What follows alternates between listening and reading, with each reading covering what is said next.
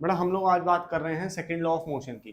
ठीक है, second law of motion सबसे इंपॉर्टेंट ही लॉ माना जाता है बच्चों के पॉइंट ऑफ व्यू से और टीचर के पॉइंट ऑफ व्यू से। ऐसा क्यों है? क्वेश्चन है और आंसर ये है कि इसके अंदर डेरिवेशन आती है, साथ में फोर्स का फॉर्मूला आता है, इसलिए ज्यादा इंपॉर्टेंट है। मैक्सिमम बच्चों को सेकंड लॉ समझ नहीं आता, ऐसा नहीं है वो समझने लायक इसके अंदर इतना। ठीक है, थोड़ी सी डेरिवेशन एक बार समझ लोगे तो फोर्स का फॉर्मूला कैसे डिराइव हुआ, कहाँ से आया, किस लिए आया, क्यों आया, सब समझ आ जाएगी।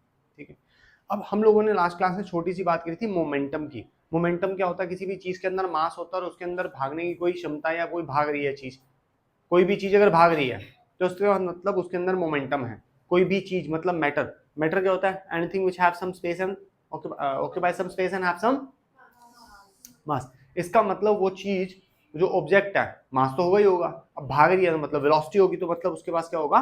मोमेंटम। क्लियर है? अगर मास ज्यादा होगा तो भी मोमेंटम ज्यादा होगा, वेलोसिटी ज्यादा होगी तब भी मोमेंटम ज्यादा ही होगा। मोमेंटम किस पे डिपेंड करता है? मास और वेलोसिटी पे। याद है मोमेंटम? मोमेंटम का सिंबल क्या होता है? पी होता है। ठीक है, फॉर्मूला होता है इसका m into v, mass into velocity. ठीक है, और अगर इसका m इंटू वी इसका क्या बोल सकते हैं हम लोग? फॉर्मूला है, तो इसकी एसआई यूनिट क्या होगी? मास की केजी, वेलोसिटी की मीटर पर सेकंड, तो केजी इंटू मीटर पर सेकंड इसकी एसआई यूनिट होती है मोमेंटम की। ठीक है, केजी मीटर अपॉन सेकंड। आप इसको K G M S minus one लिख सकते हो, आप इसको K G M upon S लिख सकते हो। क्लियर है? मतलब पता होना चाहिए है क्या इनका। किलोग्राम, ये क्या है? Metre upon second. हमें क्लियर?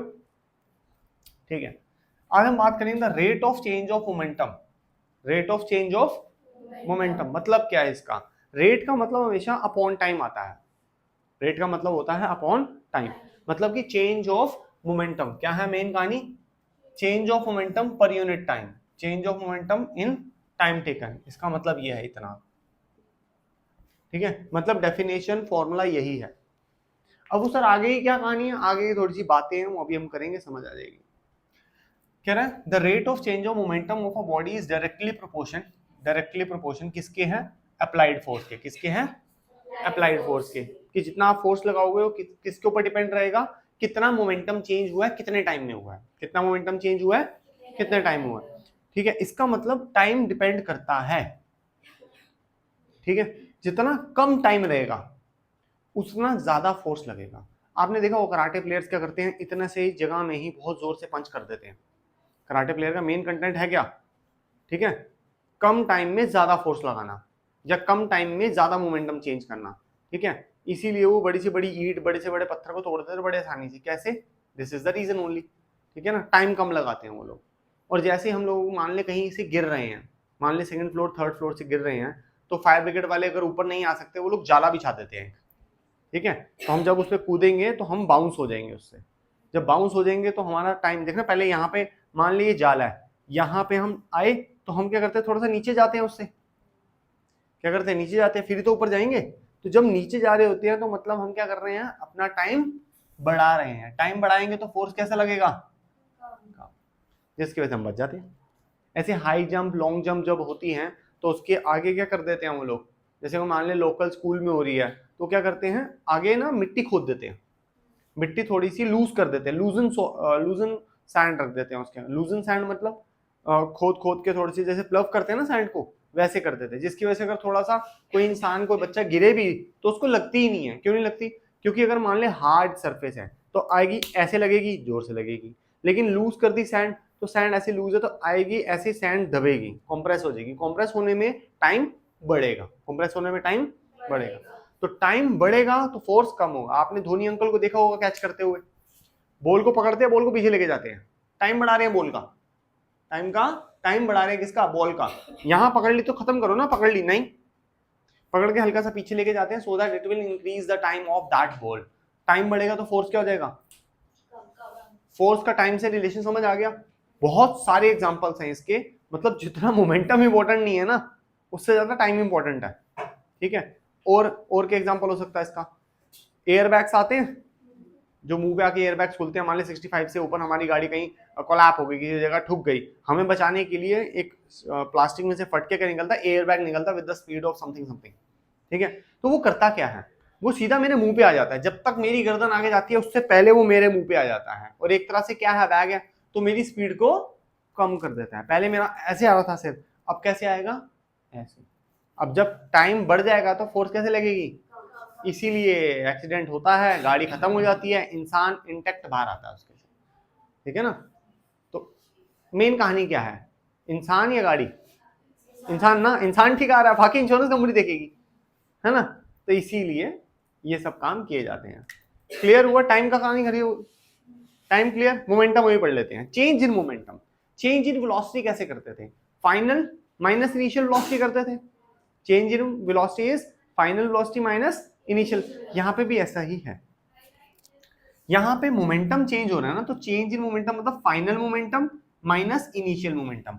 मे भी आप लोगों को ये कहीं दिखे ना, किसी बुक में भी ना दिखे शायद, लेकिन क्या है, ये सिंबल है, symbol of momentum, final momentum P F, ठीक है, minus initial momentum P I, that's it, ठीक है।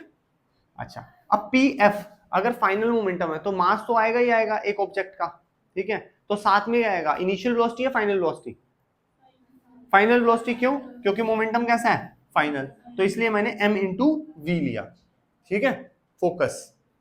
दूसरा इनिशियल मोमेंटम, इनिशियल मोमेंटम में इनिशियल वेलोसिटी आ जाएगी। मोमेंटम का फॉर्मूला क्या था, मास इंटू वेलोसिटी ना, अगर इनिशियल है तो इनिशियल वेलोसिटी, फाइनल तो फाइनल वेलोसिटी। जिसको मोशन चैप्टर अच्छे से नहीं आता, या जिसको मोशन के अंदर ही नहीं पता कि इनिशियल फाइनल क्या होता है, वो फिर यहाँ क्या ही करेगा, ठीक है ना। आता है तो बहुत अच्छी बात है। यहां देख ध्यान से, जो मास है, मास है, स्पीड बढ़ रही है घट रही है, मास तो सेम ही रहेगा, या चलते चलते गाड़ी खत्म हो जाएगी। यहां से निकली गाड़ी अमृतसर जाते जाते गाड़ी जीरो गायब होगी, कहां गई, चल के आई है ना, गायब होगी।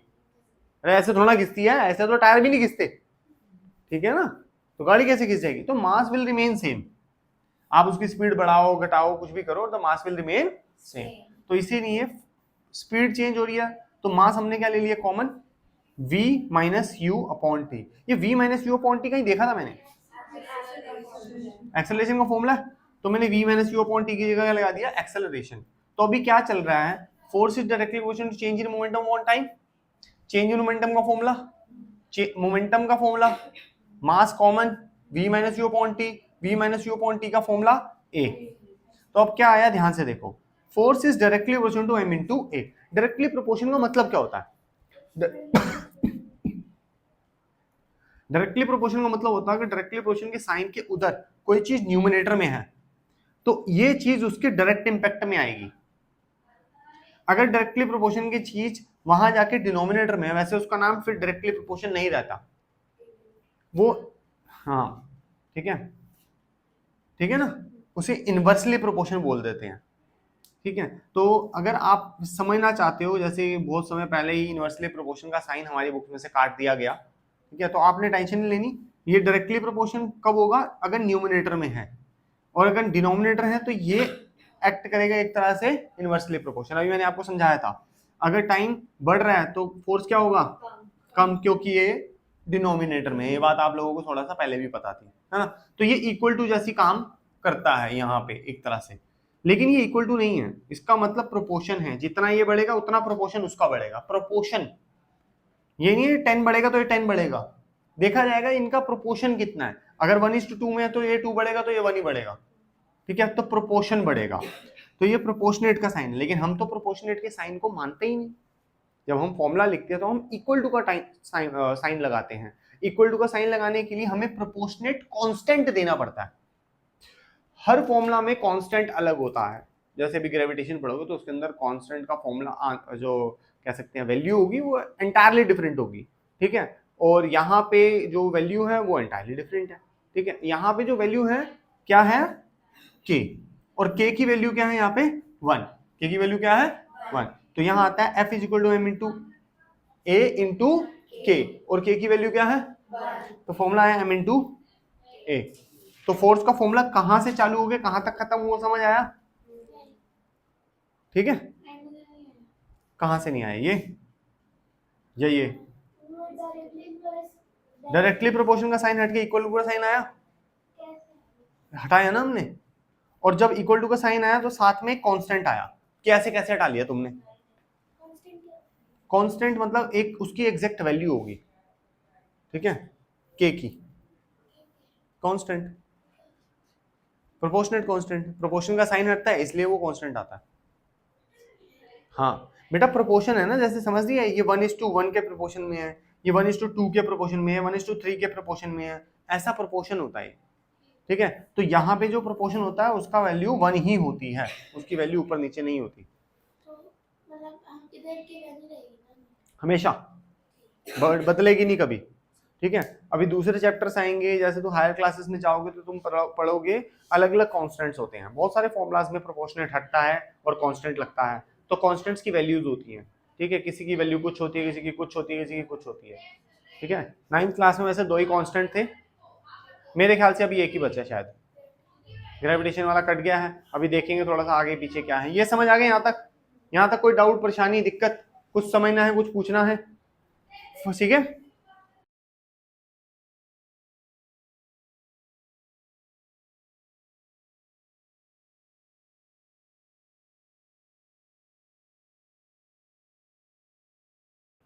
कहता था velocity of a body of mass 10 kg। देखो हमारे पास क्या गिवन है, गिवन लिख लो अच्छे से। एक बार अगर आपने फिजिक्स में गिवन लिखना सीख लिया तो मैक्सिमम टाइप ऑफ क्वेश्चन जो है ना इजी हो जाते हैं। मास कितना है, 10 kg, लिखना छोड़ दो, ऊपर देख लो, अब छोड़ो। Increase from 4 to 8, 4 to 8 speed बढ़ी है, मतलब इनिशियल वेलोसिटी कितनी थी उसकी, फाइनल, ठीक है जी। When a force act on it, किसी ने इसके ऊपर फोर्स लगाया, ऑब्वियसली मैं 4 की स्पीड में चल रहा हूँ, ऐसे ना 8 की स्पीड में चला जाऊंगा, पीछे से आके वो ठोकेगा, या तो मैं अपने पैरों को खुद स्पीड बढ़ाऊं। मान ले मैं नहीं हूं, मैं एक गाड़ी हूं, ठीक है, जिसके अंदर कोई ड्राइवर नहीं बैठा, वो खुद ही चल रही थी, पीछे जाके इसने डाके गाड़ी ठा करके ठोकी, फोर्स लगाया, तो उससे क्या हुआ होगा, उसके स्पीड बढ़ गई होगी। वही एग्जाम्पल है, ठीक है।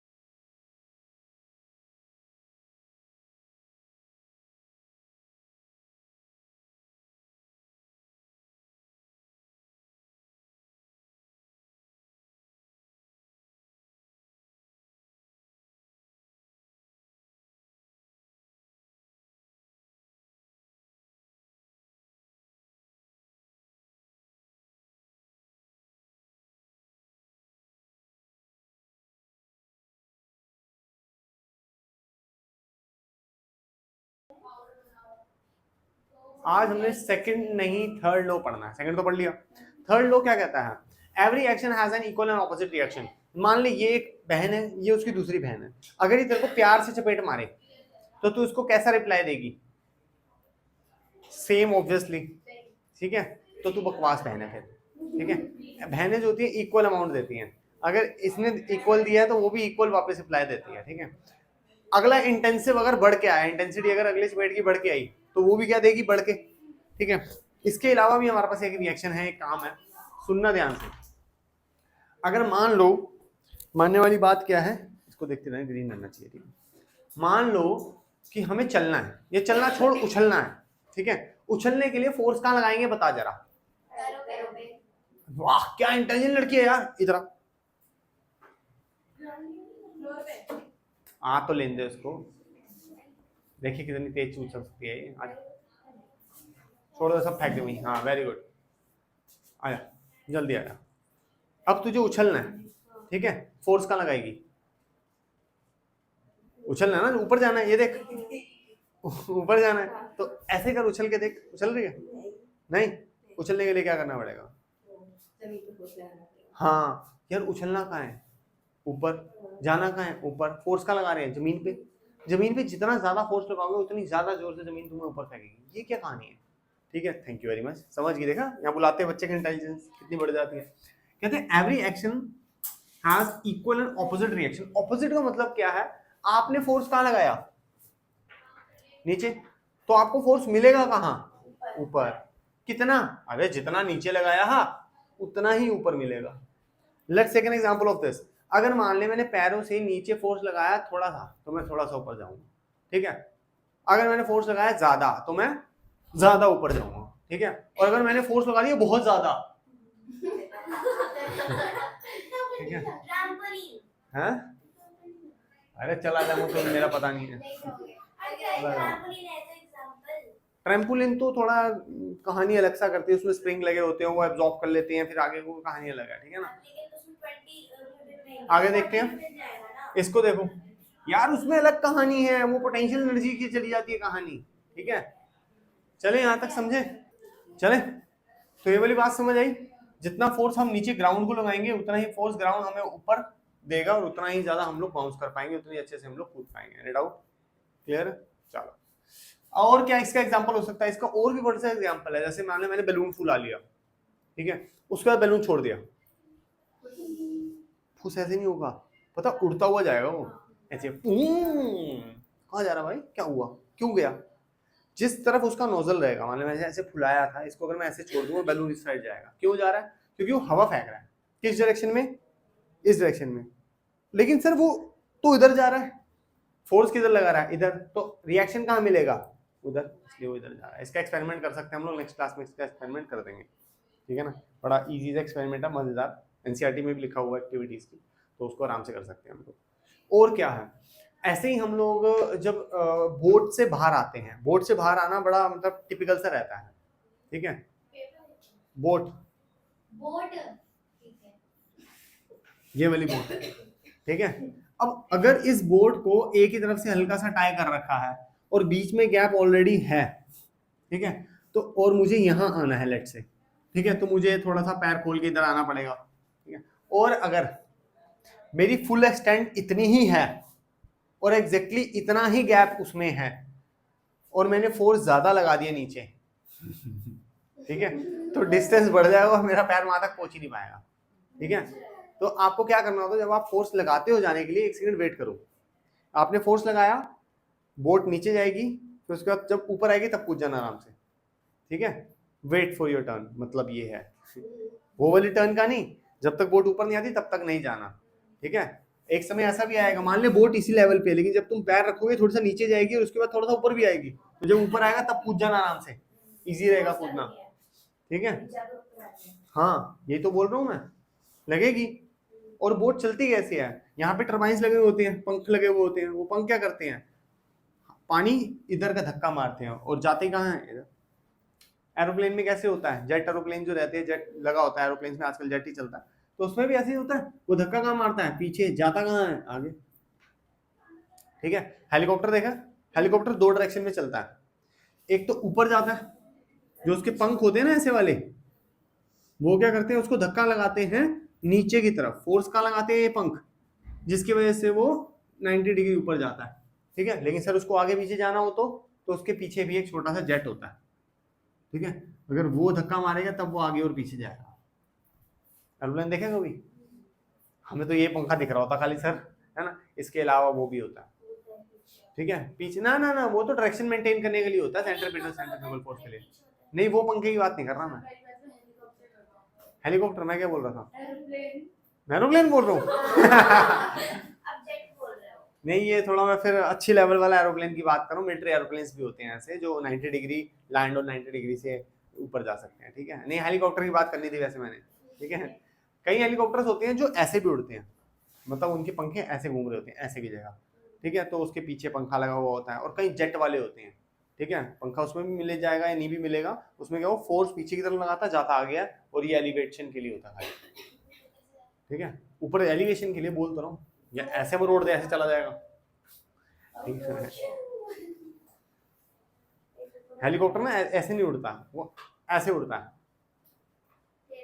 टेढ़ा करके ही उड़ता है, वो ऐसे ही उड़ता है, मतलब ऐसे उड़ेगा वो। समझ, अगर कोई बैठा हुआ सीट पे तो ऐसे नहीं जाएगा, जैसे एरोप्लेन ऐसे जाता है ना, वो ऐसे जाता है। हाँ, वो बड़ा खतरनाक है। कभी बैठे हो? मैं भी नहीं बैठा। आगे चलते हैं, हो गए? ठीक है, तो इसको एक बार वर्ड टू वर्ड रीड कर ले। टू एवरी एक्शन, हर एक एक्शन, there is an equal and opposite reaction, उसका इक्वल और ऑपोजिट रिएक्शन होता है। क्लियर है? अगर मान ले किसी बच्चे ने गलती करी, मैंने उसके रख की चपेट मारी, जितनी जोर से मैं चपेट मारूंगा उसको दर्द मेरे को भी उतना ही होगा। ठीक है, दिल में अलग होगा, हाथ पे अलग होगा, हाथ पे उतनी इंटेंसिटी लगेगी जितनी इंटेंसिटी से मैंने उसको मारा है। ठीक है, लेकिन टीचर्स बड़े चालाक होते हैं, गाल पे मारते हैं। ठीक है, गाल सॉफ्ट होते हैं, लगती भी जोर से है, मेरे हाथ उतने हार्ड होते हैं, लगती नहीं। ठीक है ना, मान लेते हैं हाथ से हाथ मारे तो सेम फोर्स। ठीक है, जितना उसको दर्द होगा उतना मेरे को होगा। ठीक है ना, ये तो हाई फाइव हो गई। नहीं बहन, इसलिए मैं मारता नहीं, जूते से मारो सीधा, उसके दिल पे तो लगे कम से कम, है ना। क्लियर है यहाँ तक? ठीक है, इसके बहुत और भी बहुत सारे एग्जांपल्स हैं, ये नहीं खाली एक ही एग्जांपल है।